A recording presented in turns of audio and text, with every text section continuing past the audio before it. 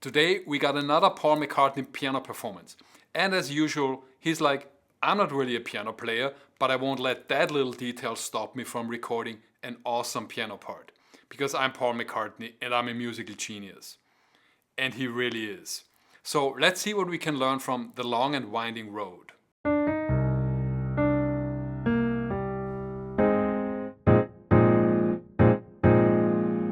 The structure is not the typical verse-chorus structure that most pop songs have. Instead, it's an A-A-B-A form. We got a 12-bar A section that repeats, then there's a 4-bar B section, and then back to A. So that's A-A-B-A. And then, as is often the case with this kind of song form, the second half of it repeats. So another B section, and then one more A section with a little tag, and that one's 15 bars long. Okay. Next, let's look at the chord progression of the A section. I'm gonna reduce it to simple diatonic triads first so we can see the essence of the music.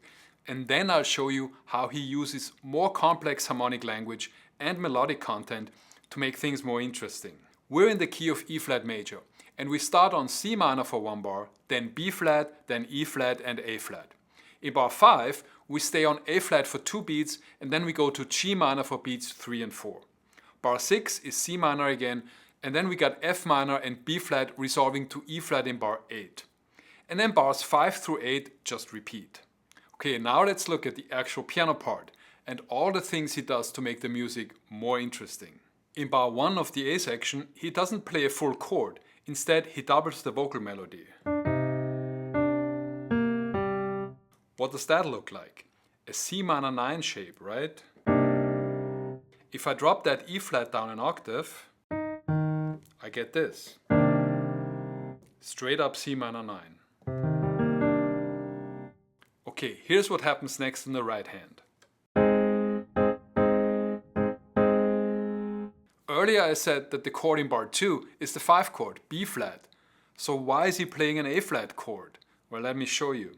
What do 5 chords often have? A 7th, right? It makes the chord a bit more dissonant, thereby increasing the urgency to resolve, which is the main gig of a 5 chord, to set up a resolution to the 1 chord. But he's not done yet. He also adds a 9th to the chord. Listen to the difference between a straight up triad versus a 7th chord versus a 9th chord.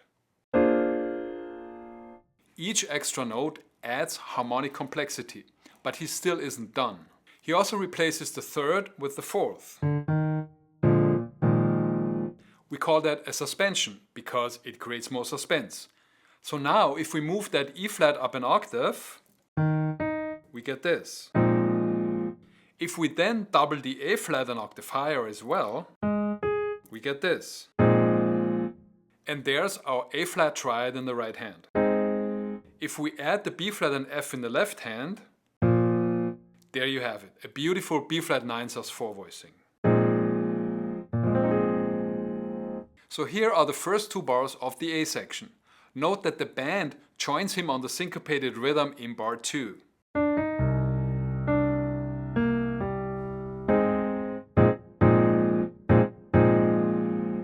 In bar 3 we have the tonic chord E flat, and that moves to the 4 chord A flat in bar 4. He starts with E flat like this, and to make things more interesting, he creates extra movement within that E flat chord by taking the 5th and moving it up, first to the 6th C, and then to D flat, which turns it into an E flat 7 chord. Notice that that same move happens in the vocal melody. And then that resolves to the 4 chord, and the voicing he plays is this. That's A flat major 9. Then he fills the rest of the bar with a melody outlining that same chord shape. So here are bars 3 and 4 together. Notice the little 1-5-1 motif that the left hand plays on both chords.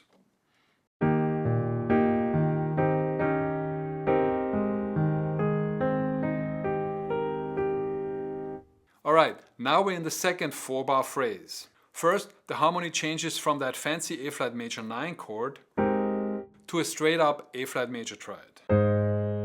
And And on the G minor on beat 3 he adds a 7th, and the voicing is this. Bar 6 is reminiscent of bar 1. He plays a full C minor 9 voicing on beat 1, and then fills the rest of the bar with a melody arpeggiating that C minor 9 chord. Note that he quotes the vocal melody from bar 1 at the beginning of this fill. Here are bars 5 and 6 together.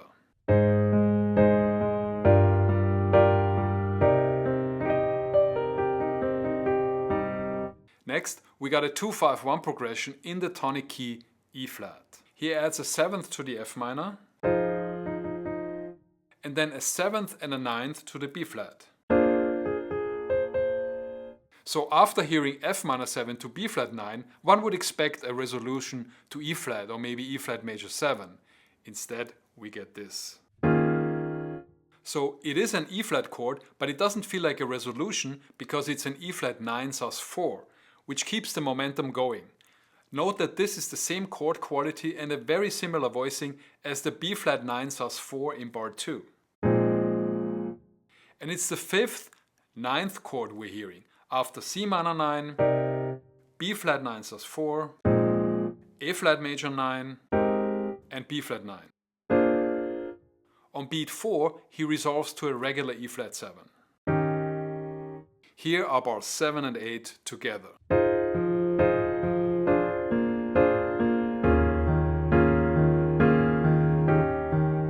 Bars 9 through 11 are basically the same as bars 5 through 7, with minor variations. Here's what Paul plays exactly.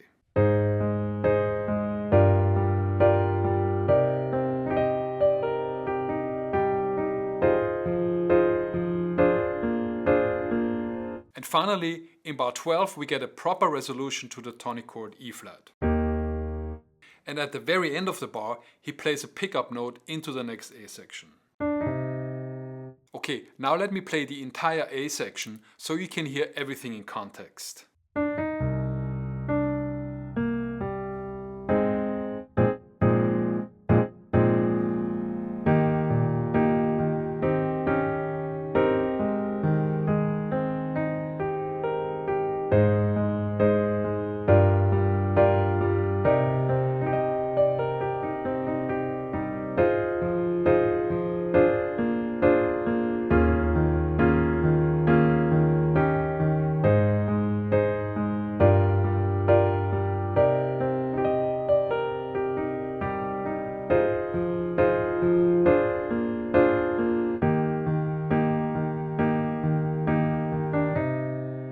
All the other A sections are very similar to the first one, with some minor variations.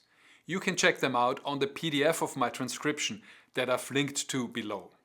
And now let's look at the B section. It's only 4 bars long and the piano part here is very straightforward. We start on E flat in second inversion, then we go to A flat 6, then E flat in first inversion, then F minor 7 to B flat 9, and he uses the same voicings that he used earlier. And then that whole thing repeats, so the entire 4 bars sound like this.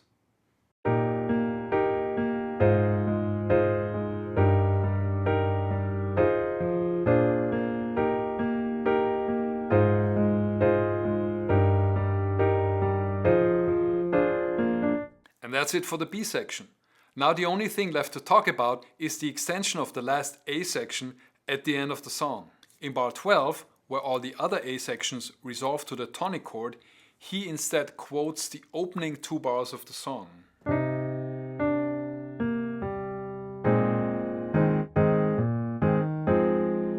And then he plays this arpeggiated line while the rest of the band is holding the 1 chord.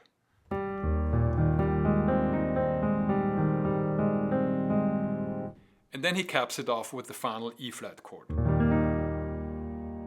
So here are the last 4 bars of the song.